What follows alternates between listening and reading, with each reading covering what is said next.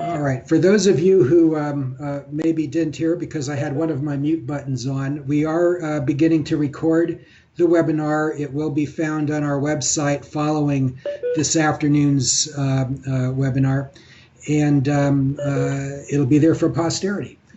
Yeah. The other thing is that because we are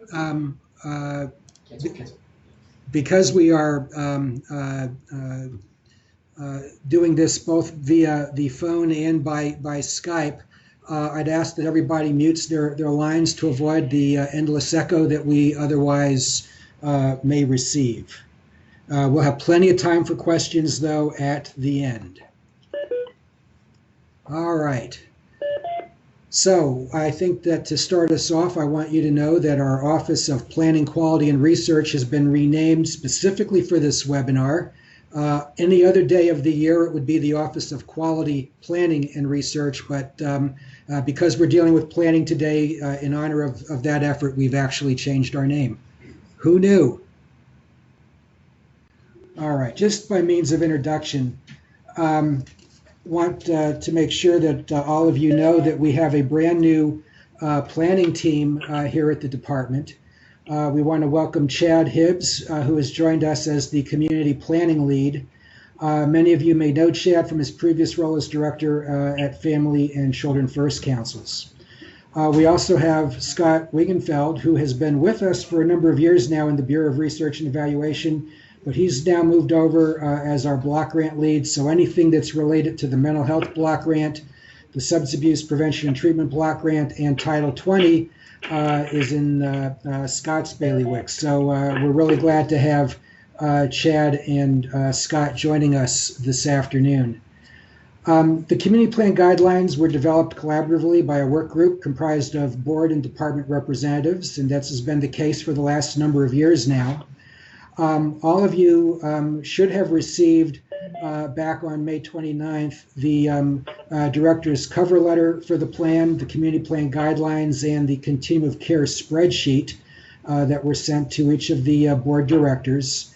And then you should have also received in a separate email the completed state fiscal year 2018 Continuum of Care spreadsheets that were mailed to each board as well. You can use that hopefully to update this year's spreadsheet. If for any reason you failed to receive that, or we have on the line someone other than the executive director who may not be aware that that was sent, please give Chad Hibbs an email. His address was sent to all of you with the PowerPoint. And he'll be more than happy to send out additional documents. One of the things that we want you to know about in terms of the work over this next year is that we will be working through the Community Plan Work Group, this department, the Department of Health, to begin to align the community plans with the State Health Improvement Plan process that the Department of Health oversees.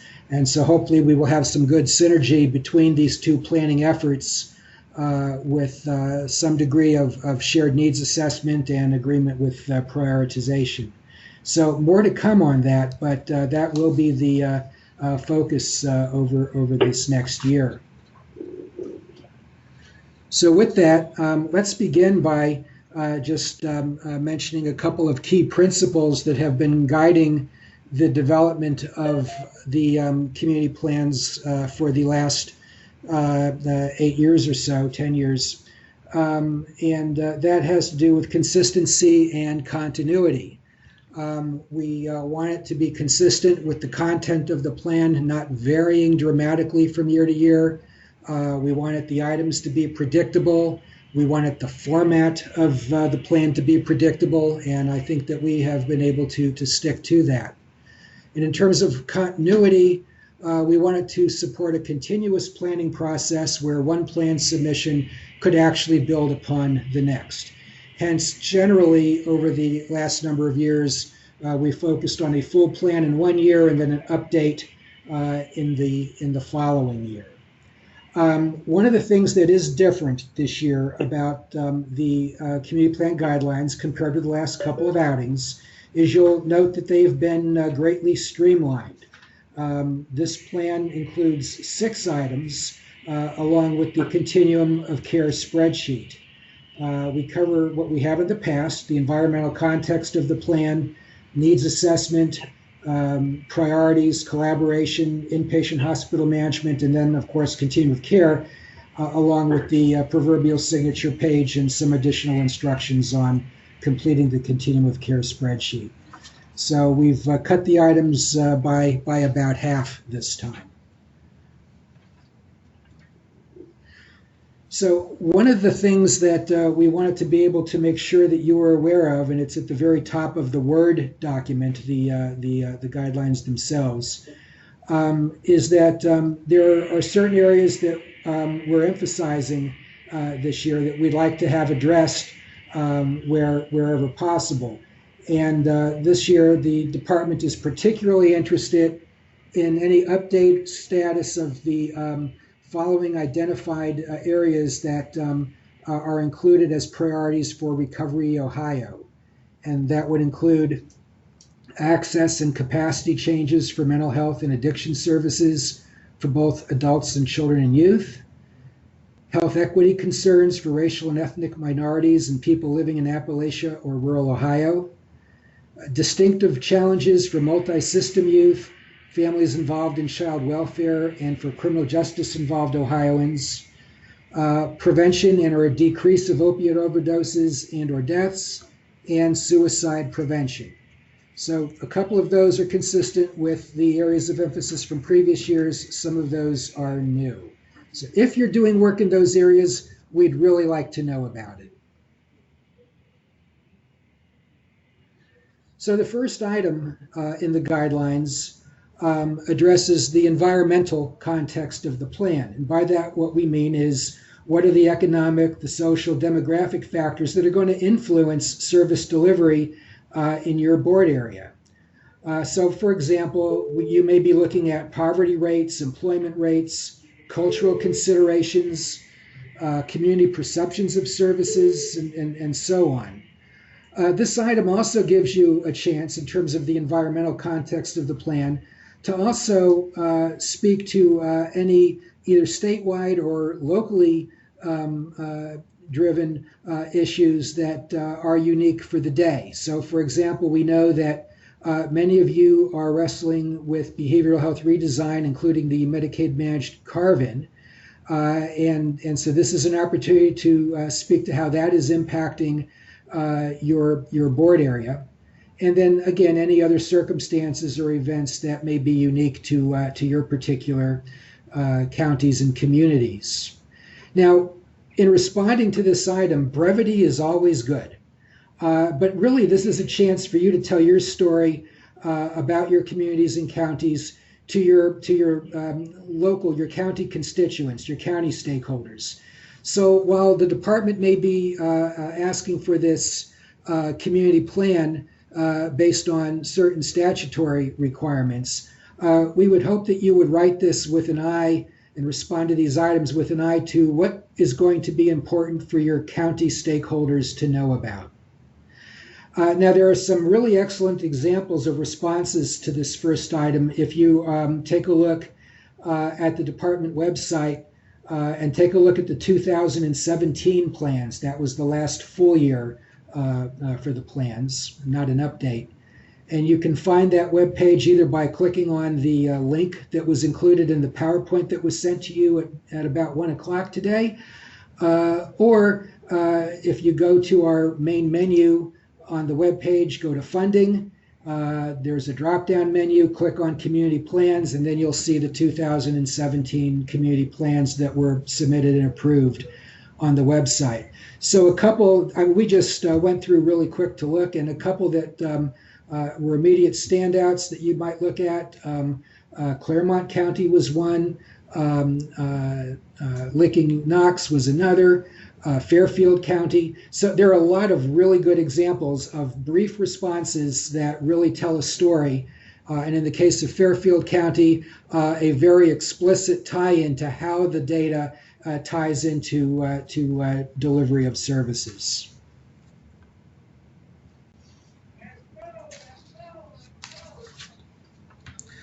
The next item in the guidelines is the assessment of need and identification of gaps and disparities. And here what we're asking you to do is describe your needs assessment findings, both formal and informal, including a brief description of the needs assessment methodology. Now, there are a number of co-prompts in this, A through G. It's not necessary to treat those as each totally separate responses. Everybody's writing style is different. So what we're hoping is that at the end, you're going to hit all of the items in A through G. But how you do that, you really do have flexibility. So as you know, Ohio Revised Code 340.03 states that each Board of Alcohol, Drug Addiction, and Mental Health Services shall, 1, serve as the Community Addiction and Mental Health Planning Agency for the county or counties under its jurisdiction, and submit a plan that addresses needs of all residents in the district and the department's priorities. And so that really is the core of this plan, are the needs that you're identifying, and then we'll get to the department's priorities in a little bit. So in terms of needs assessment methodology, what we're looking for here is how did you engage local and regional planning and funding bodies and other relevant organizations in identifying needs and evaluating the strengths and challenges of your board area. Now the prompt for Part B, this is new, and this comes back to our focus over this next year on aligning the community plan process and the Department of Health's SHIP process. But we really want to know how boards are currently collaborating with the county health departments around the state health improvement process. By statute, the county health departments are supposed to be engaging boards in this process. So we're looking to learn from you what current collaborative efforts are underway in terms of assessing need or identifying gaps and setting priorities. We'd also like to know about any barriers or challenges that you believe will need to be overcome if we are going to continue to do a good job in treating these two efforts as complementary. For example, if you're a board that has 2, 3, 5 counties, and which means that you're potentially looking at 2, 3, 4, 5 county boards, how are you able to do an adequate job assessing need and interacting with each of those health departments? And what does that mean in terms of your agreement with the types of behavioral health priorities that may be present in those county health plans? So those are some of the things that we're interested in knowing about to better map out a process over the next year. We'd also like to know, for those of you who are already well underway with some of the county health departments, what advantages, if any, you've realized to date in terms of those collaborative efforts, and then any next steps that your board plans on undertaking to further align the public health and behavioral health community planning processes. So all that's new, but very, very important for us to help understand how to move forward. It helps if I advance the slides, doesn't it? So the next series of prompts, C, D, E, and F, are identical to those that were asked for in the last full plan from 2017. Child service needs resulting from finalized dispute resolution with Family and Children First Council. In other words, if there was a dispute about services, can you describe what that dispute was and how it was resolved? Because services need to continue while things are being worked out. And if there was no dispute, if you could just let us know and say, no, there was no dispute to resolve. Outpatient service needs of persons currently receiving treatment in state regional psychiatric hospitals, same as the previous plan, and then services and support needs determined by the board recovery-oriented system of care assessments, because we know that you're still moving forward with ROSC efforts, and that we want to make sure is also highlighted in this plan.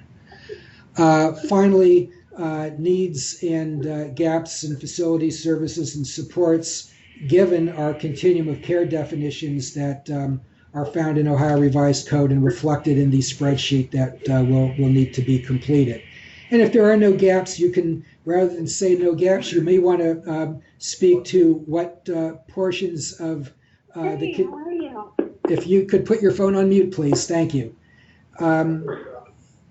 If you could also speak to those areas of the continuum that you would like to see grown or enhanced. That would be another way to approach your response to item F. And then the last component of assessment of need and identification of gaps and disparities, this is also new, and these are needs and gaps associated with priorities of the executive budget for 2020-2021, which include crisis services, criminal justice involved populations, families involved with child welfare, and prevention early intervention across the lifespan. Again, if you go to our website, and I've given you the link here in the PowerPoint that was, again, sent earlier today, that'll take you directly to the department's budget and legislative webpage, where there are white papers and other information that are specific to the behavioral health field and to these items that are identified in G. Okay. The next item is the Continuum of Care spreadsheet. We had hoped that we would be able to simply ask for a signed attestation of compliance to address Continuum of Care, but we've been advised that that will not be sufficient to comply with Ohio Revised Code. Hence, we are once again sending you the Continuum of Care spreadsheet for you to submit. Earlier I mentioned that we've provided you with the completed state fiscal year 2018 Excel spreadsheet. If that's of help to you in completing this year's, or if it's basically the same information, you can just go ahead and submit the 2018 spreadsheet. Just please retitle it to reflect that this is for state fiscal year 2019 and 20. That would be a really big help. So basically, for those of you who may be new to the spreadsheet, it includes a series of columns. The first column is the essential service categories that appear in Ohio Revised Code. We've then, in the second column, identified the treatment focus. In other words, is this opioid specific or is it everything else, not opioid specific? Because there's a difference in Ohio Revised Code between 340.033. Oh, there we go. Thank you. It's good to have technical assistance here. There's a difference between 340.033 and 340.032 in terms of how we respond. So the opiate specific pieces are in 033.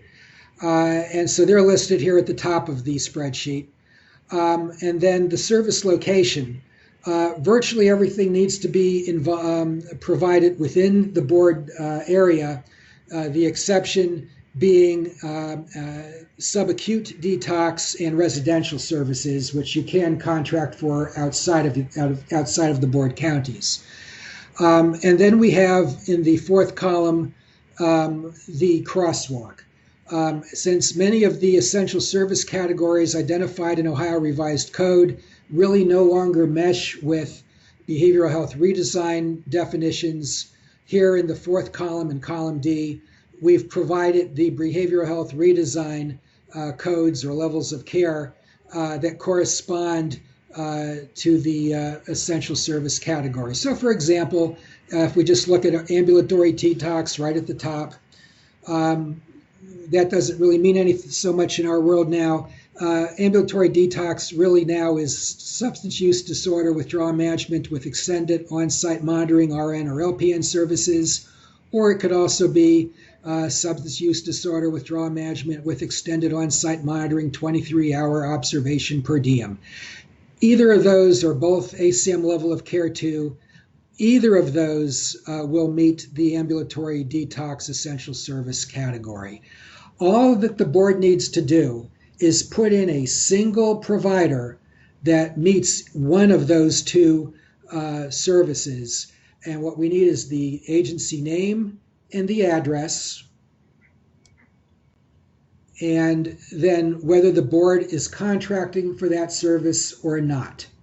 The board does not need to contract for the service in order to demonstrate that that service exists in the board area. So that's pretty much it. Obviously, we'd love to know more than one service. If you'd like to identify each of your contracted services at a minimum, that would be great. But to meet the requirements of the law, this is sort of it's either exists or it doesn't exist, and a single agency for each of the essential services will suffice.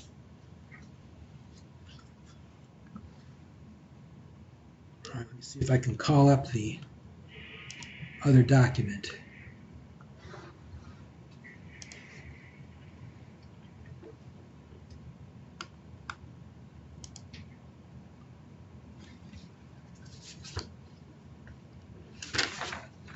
Priorities, table 4.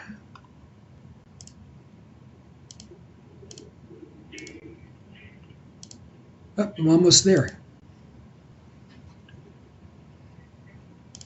All right.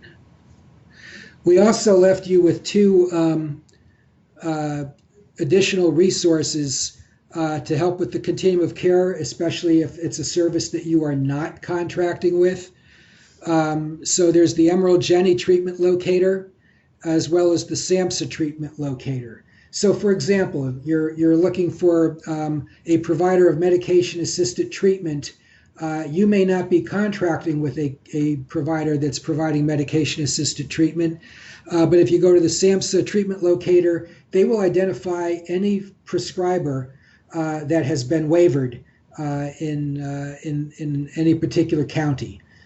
So that's, I think, a really good resource for you if you're coming up short in any area.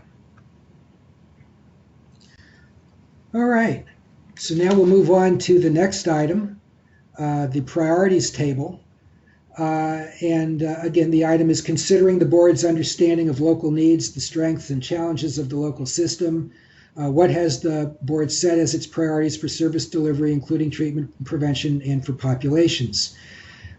So what we've done in the spreadsheet, I'm not going to try to call up the guidelines themselves. You all have copies of them. But in the form that allows you to complete the prioritization for your board area, we begin by identifying the SAPT block grant priorities, the block grant priorities for block SAPT and then mental health. We've asked you to identify goals, strategies, and measures. And then if you're not selecting one of those mandatory priorities, at least mandatory for the department, we're asking you to select a reason for not having a goal for that priority. It may be that there's no assessed local need, a lack of funds, a workforce shortage, or you can describe another reason. There are 4 mandatory priorities for the SAPT block grant. That would include persons who are IV drug users, women who are pregnant and have a substance use disorder, parents who have a substance use disorder and who have dependent children, and then individuals with tuberculosis or other communicable diseases. And in addition, there's actually some state statute that requires children at risk of parental neglect or abuse who are engaged with the child welfare system, they're also a state-driven priority, which sort of mirrors the block grant priority. In terms of the mental health block grant, the two priorities that are identified in the mental health block grant by SAMHSA are adults with serious mental illness and children with SED. We also have homeless persons or persons with mental illness or addiction in need of supportive housing, and older adults also being highlighted in in mental health treatment. We also included some additional priorities from SAMHSA's strategic plan.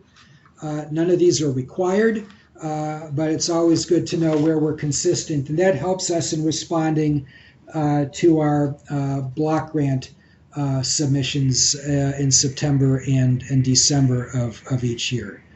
We've also identified a number of prevention priorities, ensuring prevention services are available across the lifespan, increasing access to evidence-based prevention, suicide prevention, and to integrate problem gambling prevention and screening strategies in community and healthcare organizations.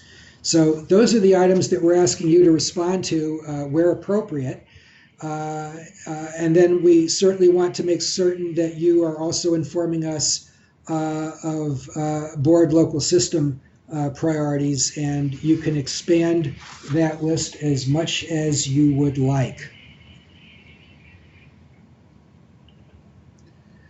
All right, so in summary, what we're looking for is how are the boards contributing to the substance abuse and mental health block grant priorities? What additional priorities are in play that are consistent with the SAMHSA strategic plan and reported in the block grant? And what are the prevention priorities? And then what are the local system priorities, including any gaps that the boards have identified relative to continuum of care? The next item, item 5, is collaboration.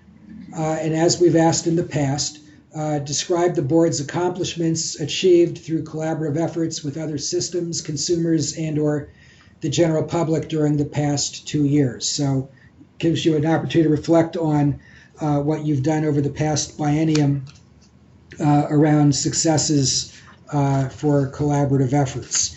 If there are upcoming collaborations that you're aware of that you want to highlight for this next 19 and 2021, great. We'd love to hear about that too, but this is an opportunity to reflect on successes. The sixth and final item for the community plan guidelines is the inpatient hospital management item. Again, same as we've asked in previous years. Describe the interaction between the local systems utilization of the state hospitals, private hospitals, and our outpatient services and supports, and discuss any changes in current utilization that are expected or foreseen.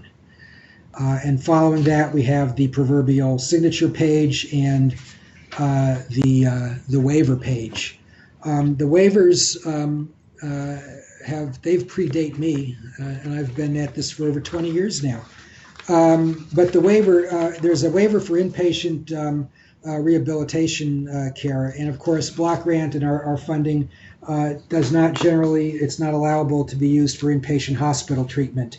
If there is some unusual exception, the director is able to waive that. Quite frankly, I don't believe that that's been filled out for a good number of years. The second waiver has to do with providing services that like crisis hotlines and so forth, generic services that are not part of a funded alcohol and other drug program. So if hotlines and urgent crisis response are part of a funded program, we don't need a waiver. And again, I don't believe that either of these waivers have been filled out for many years, but we're still leaving them in the plan. Okay, so I know that the big question that you're all wondering about is where do I send my completed plans and the Continuum of Care spreadsheet? As in the past, our QPR board docs at mha.ohio.gov email address is up and running. So please use that for the plans. Let me also just digress for a moment and say thank you to all of you for getting your 90% capacity information in and the TBMOE data in that we do every year. You should have received a letter from me just a couple of weeks ago. It's that time of year again that I make those requests. And I do appreciate everyone's efforts in getting the information in along with the annual report. We do have to have that information available for SAMHSA as well as our state auditors. So thank you for all of that. Same email address. With that, we'll turn it over for questions. You can unmute your phone and ask a question, and we'll do our best to respond.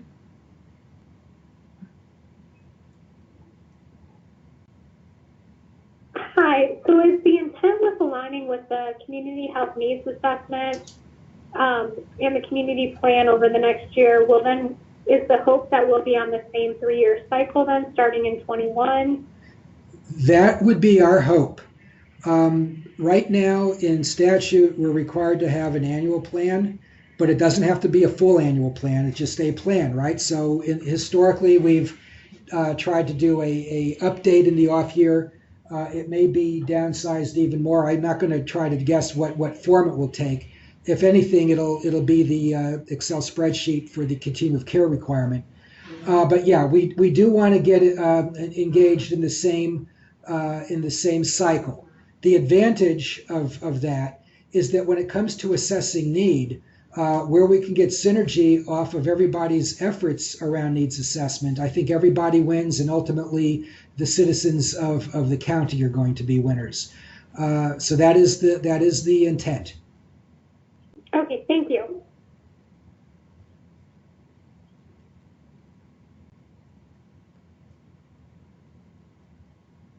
What is the deadline for submission? I apologize, but I don't see it. Okay, good question. You'll find that in the I think you'll find that in the director's cover letter that was sent. But the deadline for submission is August 1st. Now we've already heard from a couple of boards. You know, your boards don't meet necessarily in July and won't meet until August. Not a problem. Just send us an email. Let us know what the issue is or the fact that your board is not meeting. And we've never refused an extension or a later date, but we'd like to know approximately when we could expect to see the plan coming in.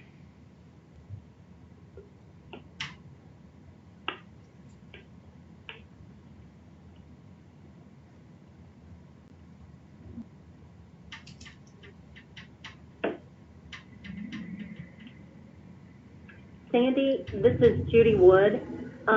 In the past, we've been requested to include capital within the community plan to show that consistent documentation. Do you want that in there as well?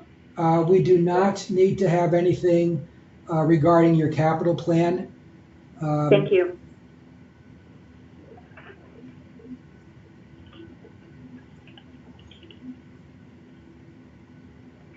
But we could include it if it was consistent with expanding our system of care, et cetera. Yes, you are welcome to include anything that you'd like, Okay. especially if it helps to tell the story. Again, you know, we're doing this in part because of a statutory requirement, and in part because we'd like to be able to use this information and feed it into a more robust planning process. You know, we're with a strategic plan. You know, to inform our block grant. So, you know, in that sense, more is better. But in addition to our being your audience, we'd really like you to also think about your state stakeholders, or your county stakeholders, and what they would expect to see in your plan. Thank you.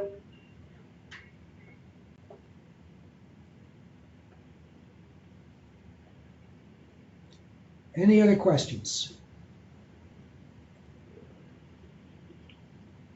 Okay, hearing none, if you think of other questions later or you just don't want to ask in front of everybody, feel free to reach out to Chad Hibbs or send your question to the QPR board docs, and it will be answered either way. Thank you very much. Thank you.